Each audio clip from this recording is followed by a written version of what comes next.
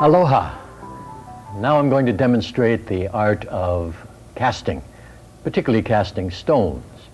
The art of casting is one of the oldest skills that we can find in any culture, because people have always wanted to know the unknown. And they've tried all different kinds of things and developed all different kinds of tools to try and get that information about the unseen, information about the future, information about what's going on in a larger scheme of things. And one of the tools they've developed is this idea that we call casting. Now, casting is simply getting some kind of object or series of objects and throwing them out in front of you or laying them out in front of you in order to have a pattern that you can read. So you have to have the objects, and each one of those objects has to have a meaning. You have to have a meaning then also for the different patterns that can be thrown. One of the very oldest is casting the bones, and dice are a modern outgrowth of that old system of casting. The I Ching from China is another system of casting, originally done with the stalks of a plant, and then finally done with coins to make it easier and simpler. Tarot cards are another form of casting. The runes that many people are now familiar with that were used in Scandinavia, that's another form of casting. But we're going to go back to some very, very old methods. And what I'm going to present to you now was developed by me taking ideas from Africa, West Africa, where I spent 7 years studying with the shamans there, and as well as from Hawaii, where most of my life studies have taken place, have come from. So I'm going to present now the system and then show you various ways to use it for casting. We have here a bag of stones, and these happen to be semi-precious stones. And in this system, each one of these stones has a meaning. And then we have patterns for those meanings. The first one we're going to do, the most basic and most simple, is just to get answers to questions for yes and no. We don't need all the stones for that, so I'll set some of these aside. And the ones that we'll keep are the white. And the white stone, it can also be a clear quartz, that doesn't matter. But the white stone is called the kumu. That means the foundation stone, the stone from which the meanings of all the other stones are taken. So we have the kumu, and then in this particular part of the system, we have a red stone that represents no, in this case, and a green stone that represents yes. And you can think of a stoplight if you want to. So we have, what we do when we want to ask a question is we first of all go through a process of relaxation and centering. So I might as well bring this one in here right now. One of the best simple processes for centering, relaxing, as well as increasing your energy is something we call pico pico. Pico pico is a way of breathing with your attention. So it's normal breathing, but what you do is you shift your attention while you're breathing. There's many, many uses for this, and you'll find many of those in the book Urban Shaman. But right now I'll demonstrate the process. What you do when you inhale is put all of your attention on the top of your head. When you exhale, you put all of your attention at your navel. So it's inhale with your attention on the crown, exhale with your attention on your navel. Now if you want to, you can put your hands there until you get used to feeling those places. You are not trying to bring energy in, and you're not trying to send energy out. All you have to do is move your attention back and forth, and the energy knows where to go. So we start this process with this centering, energizing, relaxing process of some kind. Pico pico is what we'll use now. Then you form in your mind the question that you want to know that can be answered by yes or no. And then you toss the stones and get the answer. Now, let's talk first a bit of how this is supposed to work, because that's easy enough to do. But remember that second principle that said there are no limits. Everything is connected. The idea behind this is that when you relax and focus your attention, you are connected to whatever your attention is on. And that when you ask for information or you ask a question, then that information then becomes available to your ku. Remember that part of your three selves, which is the body sensory awareness. It's aware not only of the external senses, but what we might call their internal equivalents. So your ku becomes aware of the information. Then when you cast the stones, the ku knows exactly, because it knows the pattern that's needed to give you an answer, because it has the answer. When you cast the stones, it knows how to move your hand in just the right position, even when you were going to shake the stones first, and so it knows how to just the right shaking that'll position them properly, move your hand properly, take into account gravity and air resistance and friction on the ground, and all of that added together is used in order to give you the answer. This is the theory behind it. So we would ask a question, something like, you can ask a question about the past, the present, or the future. You can ask a question about your own internal beliefs, so you can in a way question your ku. You can ask also about the future. When you're asking about the future, however, like, will I be healthy, wealthy, and rich, and happy, and will I find my true love, whatever.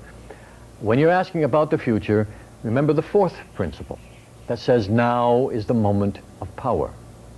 So the idea here is that you are always getting an answer about the present moment.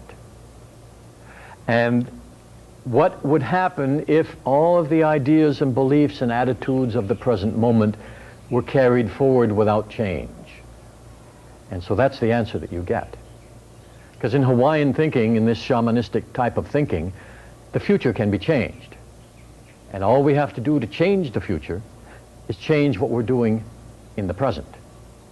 So what we're getting here is an answer about what we might call a probable future or a possible future. Now that can be valuable because we discover the patterns that are building, that are existing right now, that could lead to a particular event. And if we want to change that outcome, then we take that information and start changing things now. So let's take a question. I'll take a personal question that would be of great interest to me, and you can do the same for yourself. But I'll say, will my new book be a bestseller? Right? So we'll do some pico pico first.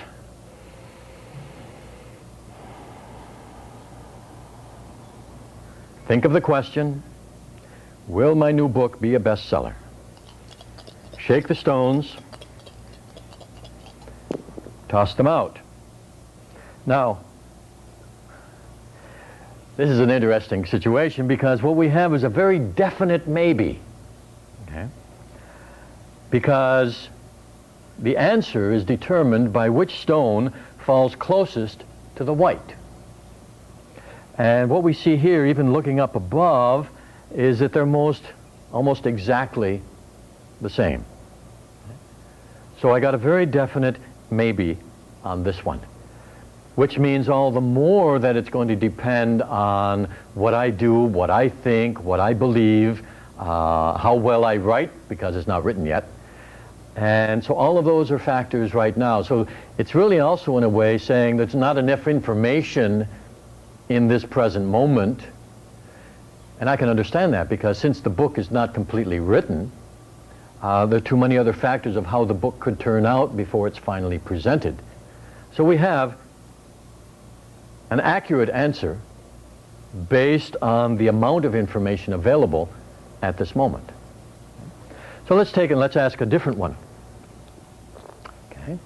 Let's say, for instance, here's a plan. I'm planning on taking a trip in another year, and I'm going to be doing some teaching on that trip.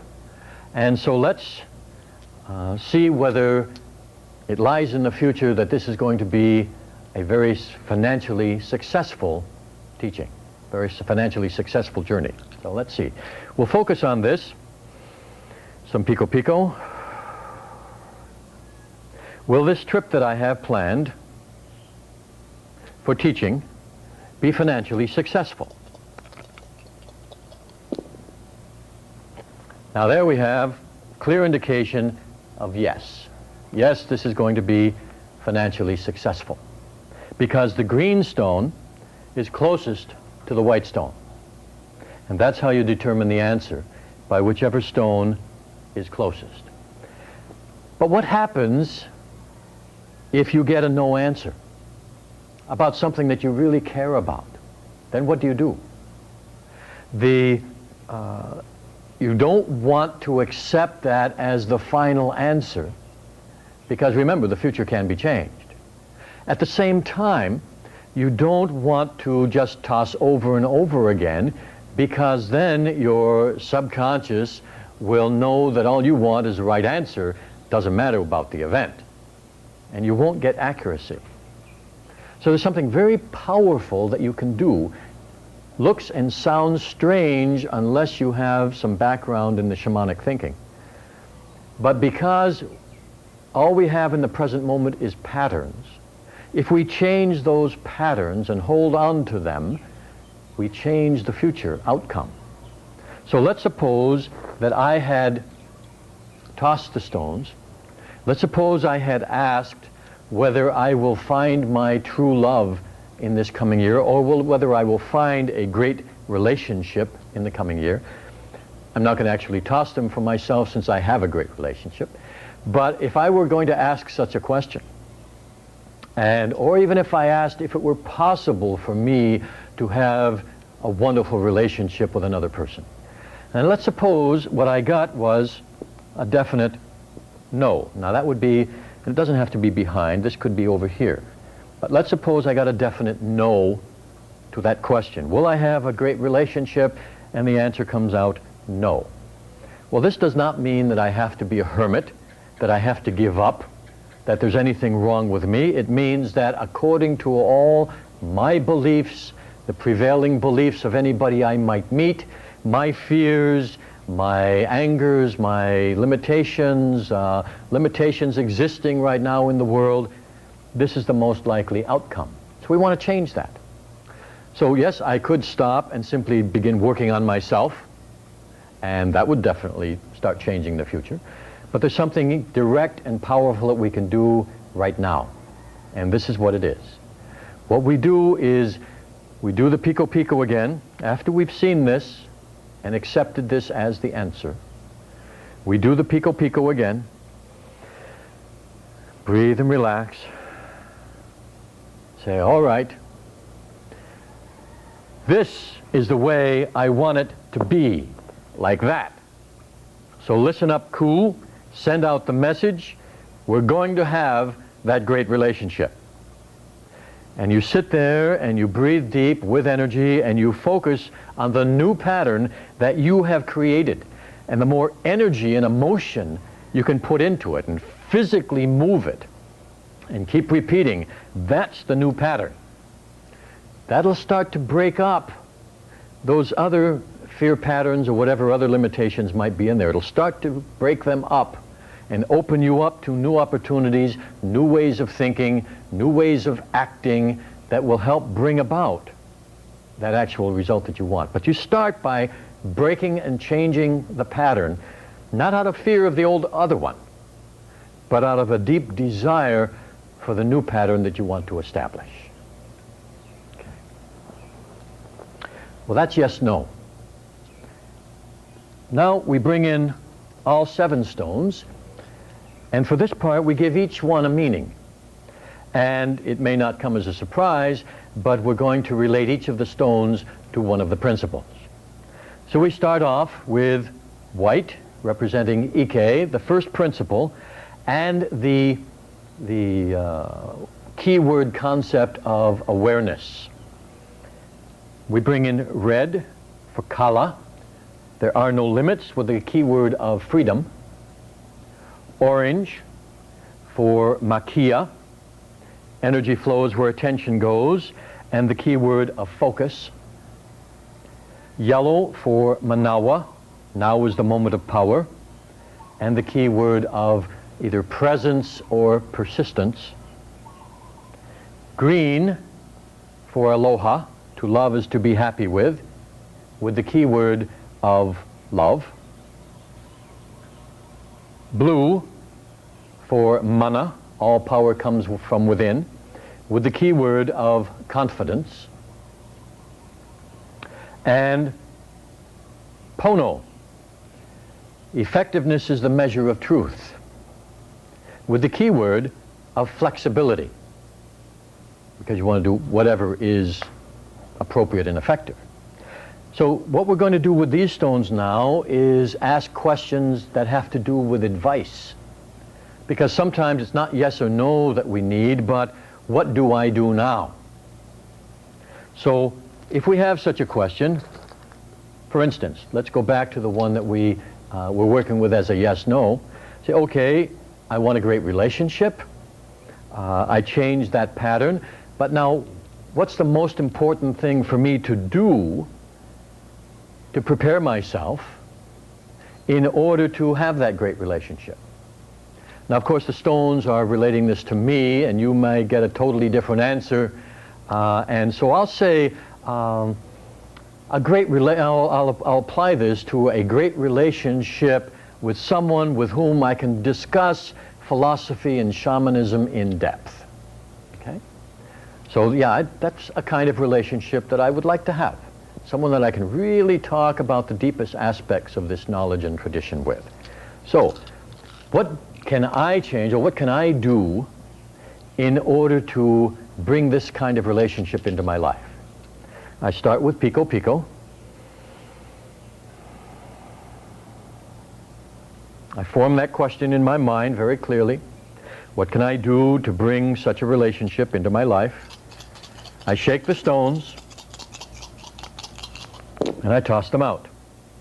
Now, what we see in all the stones over here except this one, so close it's touching. And the one that's touching the white, which means it's very important, is the second principle, which is Kala. There are no limits. And freedom is the key word. In this case, what it seems to be telling me is that I have some limited thinking about there being such a person. Right? So what I have to do is free up my thinking about that to open myself to such a relationship, to give myself the idea that it's possible as well as good to allow it into my life. It's freedom that I have to develop. Freedom from the doubts, the fears, the limiting kind of thoughts that I might have in regard to this relationship. Now, let's just do something else here to show you. Let's suppose that I had gotten a different answer. Let's suppose that I had gotten an answer that had the orange stone. In this case, the answer would have been, I've got to focus on it more. Okay? I haven't been focusing on it. I haven't even had it in my mind as a strong enough idea, so what I have to do is focus more. Let's suppose that the answer had been the yellow stone. Right? Now is the moment of power. Well, what I've got to do is persist in looking for such a person. I might be focusing, but I've got to take some action in the present moment. Maybe start talking about shamanism in greater depth when I meet people. That could be the answer relating to this one. Okay? Let's suppose that the answer I had gotten would have been green. And here, this has to do with love, in that case also motivation. So here I would start to think, well, how much do I want this kind of a relationship? And so I would increase my desire for it, or increase my love of that kind of conversation, and that would be the thing for me to do, if this had been the answer that I received. And if I had received the blue stone as an answer, then I might have said, well, I've got to believe in it. My confidence has not been great enough. So I've got to increase my belief, perhaps through affirmation, visualization, acting out, whatever it might be, but confidence is what I would need to increase.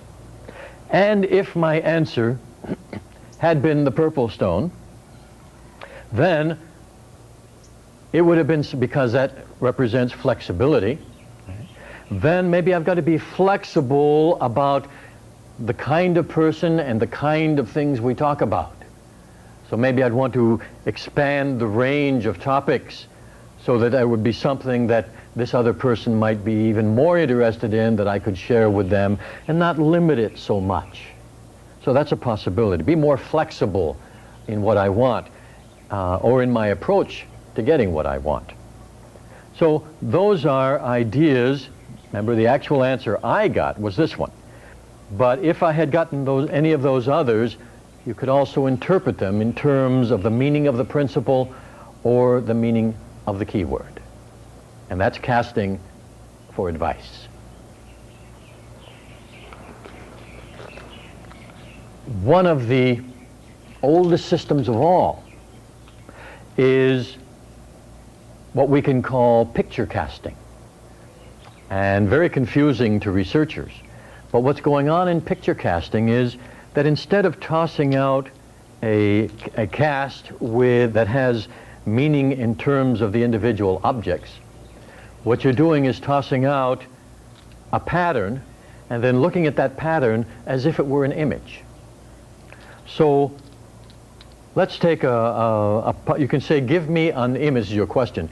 Give me an image of this relationship, give me an image of my financial possibilities, give me an image of my spiritual growth, give me an image of this or that. It doesn't always have to be for yourself. So I'm going to toss for an image relating to our organization. And so give me an image of the growth of Aloha International over the coming year. And so I do my pico pico.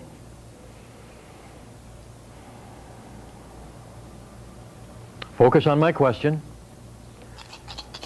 Shake the stones, give me an image of the growth of Aloha International over the coming year.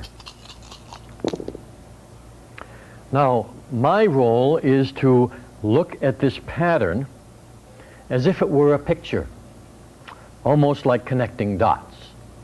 Now, you're going to see it from a different perspective than I am, but what I've got to try to do is look at this to see what kind of thing it might be. And so you use memory association, whatever ideas that might come up, anything that can help you give you some kind of an indication about it. What I get here is some kind of a vehicle. So for me, it looks like here's somebody in the driver's seat, and interestingly, that happens to be love in the driver's seat. And here's the front of the vehicle, and from where I'm looking, why, these can be the wheels. And so what we're doing is we're going forward, and the wheels happen to be awareness and confidence. Those are the things that keep us on the ground. We're driving force is love, and we're steering with effectiveness. And of course the others have their place in there, but this shows me that we're moving forward. And we're moving forward very well with all the right tools and possibilities. And so whatever you might be interested, what this gives you is more of a feeling sense, and it helps to develop all of these things help to develop your intuition, but this one perhaps most of all, because it trains you to be aware of images and the feeling of those images rather than their logical explanation. And so it takes you into the deeper realms of intuition. And if you practice with the stones, the more you practice, the more your intuition will develop, the more you'll be able to get the answers that you want simply by focusing and asking. Before you can even reach for the stones, you'll have the yes or no, the advice, or the pictures. And then every once in a while, just to kind of retrain your ku, to remind yourself of the process, you can use the actual stones. But they're best used as a training device to develop your intuition.